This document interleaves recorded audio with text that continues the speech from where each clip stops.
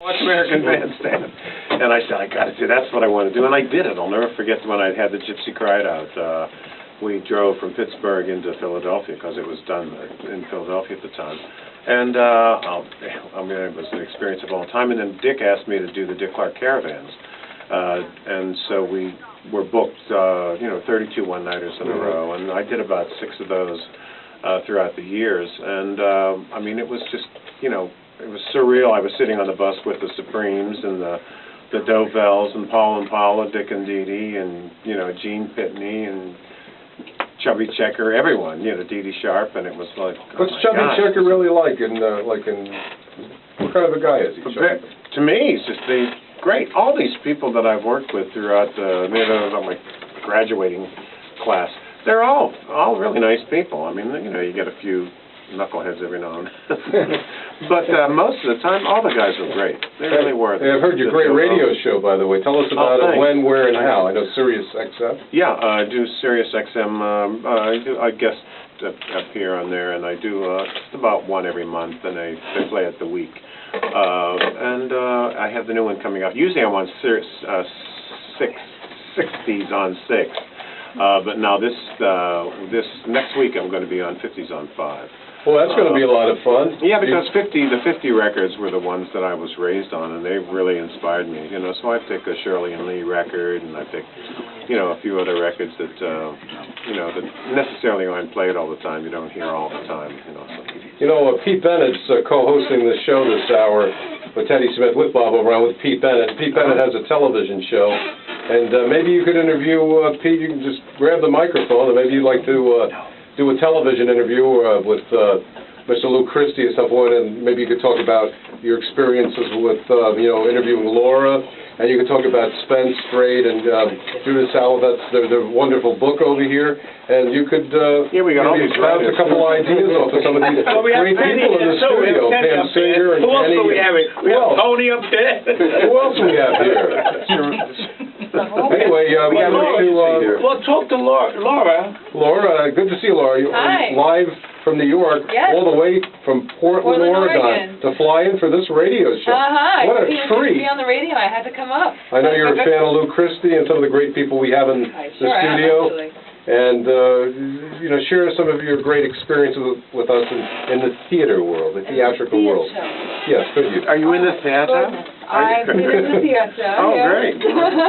I don't know what to say. Are you working on anything now? I'm not working on stage, but I have been editing a movie that I put together, so that's kind of You have a great voice, by the way. Thank Maybe you'd like to read a couple live commercials at some point. Sure, I would love to. Are you kidding me? What a voice, 100%. In the Maybe New you York can do some promos for Lou Christie in the middle of the night. We're going to do our Anytime you want, baby. Anytime you want. You want to do some falsettos for us? A couple singing? Well, she made me.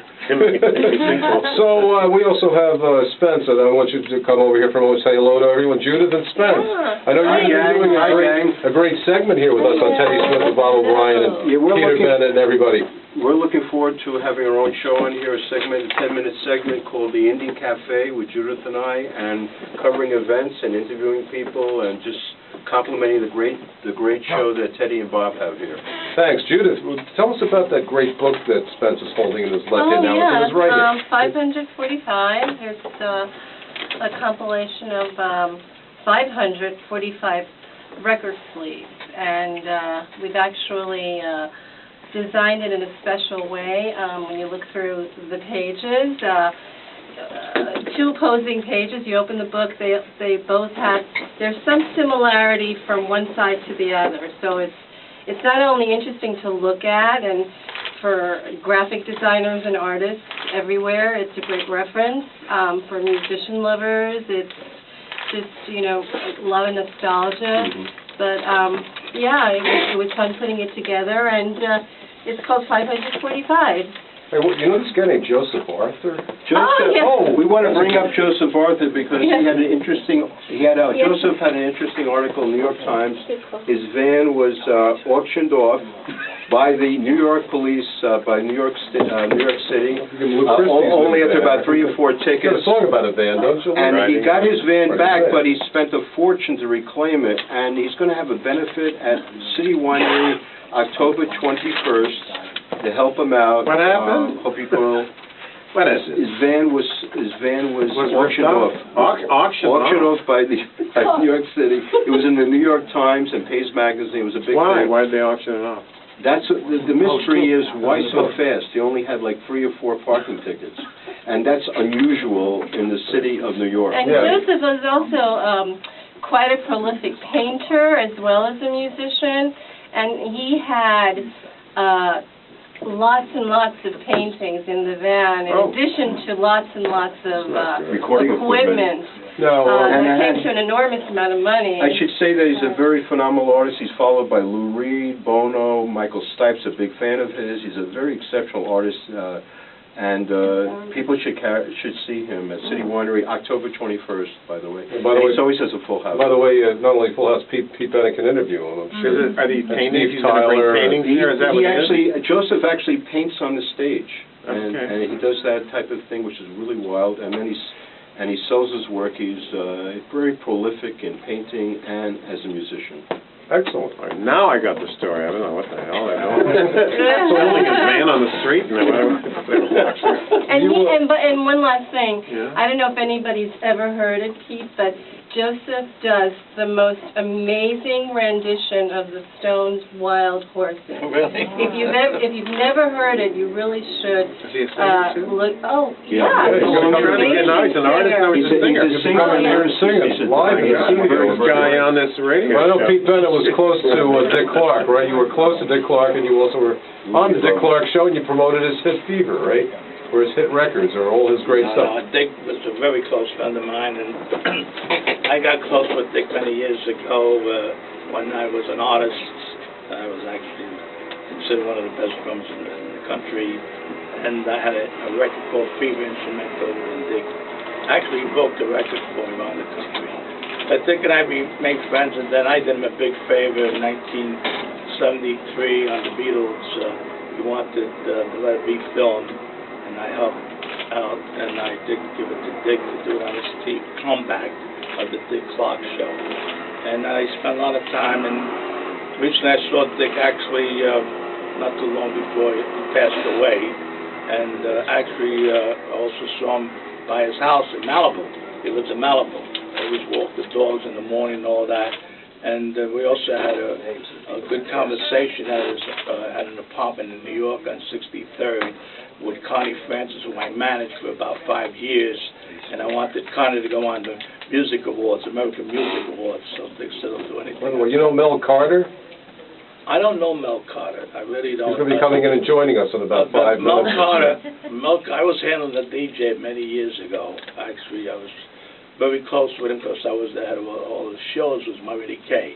And we did the Fox in Brooklyn. We did the Paramount in New York. And Mel was one of the artists that time because I knew Jackie Wilson very well. And Jackie Mason, too, I'm sure. Well, Jackie Mason, Yeah. actually, I started Jackie Mason in Lakewood, New Jersey. Oh, really? What year was that, by the way? That was in the 60s. I had my band on the weekends over there, and that's how I started Jackie Mason. Besides Westbury, are you playing at any other places in the near future? Yeah, I'm playing, the night before Westbury, I'm playing Wilkes-Barre. Wilkes-Barre, PA. Yeah, I'm playing that, then the next night I'm with Westbury, and then I'm out on the road with Frankie Avalon and Baby and myself. You know Frankie Avalon? Film the Golden Boys, and we're doing some shows. Yeah, I know Frankie personally. Frankie's a very nice fellow.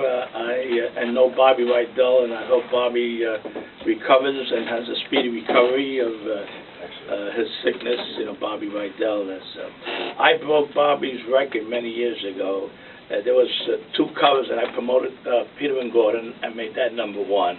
And I had Bobby with the same song, Love Without You, you know.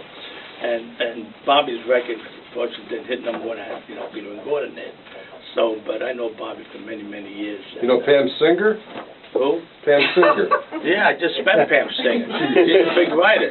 That's right, she's I writing a know story. Penny, I know all the guys in the studio here. I heard something about, You know Annette Funicello? of course. I Lou hope Christie she's all knows right. too, She's right? very sick. And I understand that Spence wanted to say something about Pandora. I didn't forget about that. Would you like to share that with us this evening here? Yeah, Pandora Network, I found out that you can see and hear the Teddy Smith and Bob O'Brien show on Pandora at the same time, at the time of the show, which I think is incredible right now in the new age, you know? That's great. We're in some new age, huh, Laura? You like the new age? I love it. What do you like about it? Is it great to be here with some of the greatest I'm sitting in people? here. Are you kidding me? You having a It's good time? amazing. Yeah, are you kidding me? So you want to do the interview now, or you want to start interviewing anybody? Mike's yours. Here's your chance. Start interviewing you? Whatever you like. Pam, you want to share any up-and-coming guests or any information about Jersey Boys or about the blog or about your life or about anyone else for that matter Sure. in this moment gonna in time? Yeah. In 2 weeks, we're going to have Jennifer Nemo here on the show, who was the original Mary Delgado in Jersey Boys. So that's going to be very exciting. Jen lives in L.A., but she's going to be in New York for a week, so everybody should tune in on the 28th at 7 o'clock. Good to see you, Judith. Same with you, Spence, yes. And just an update from Charles Alexander, our other Jersey Boys friends. He just saw the show for the 115th time. He corrected me. I said on the show here a couple weeks ago that he had only seen, I think, 110, and he corrected me. It's actually 115. So, well, yeah. That's a good thing. Well, good to see you. Thanks for coming down here tonight. My you always bring a pleasure. new dimension to the show. My pleasure, you know that. as always, and it is a thrill to meet Mr. Lou Christie, who I've always been a big You have a fan of. question for him? I know you want to do an interview here, so here's your chance. Go ahead. I hope I'll be able to do an interview aside from here. No, actually, what I was reading about, I was reading a couple things online about you. I didn't realize you had been in the Army, so you took a break in your career, actually. It was only a 6-month, it was The 6 months? Yeah, the reserves. We all, when we found out we were going to be booked in the Army, we all jumped into the 6-month program. Okay. And that was about it. Fort Knox had me for a while, and I come out and recorded Lightning Strikes. While I was marching around, I thought I got to get back on the charts, so. What do you think, Laura? Lightning striking here, isn't it?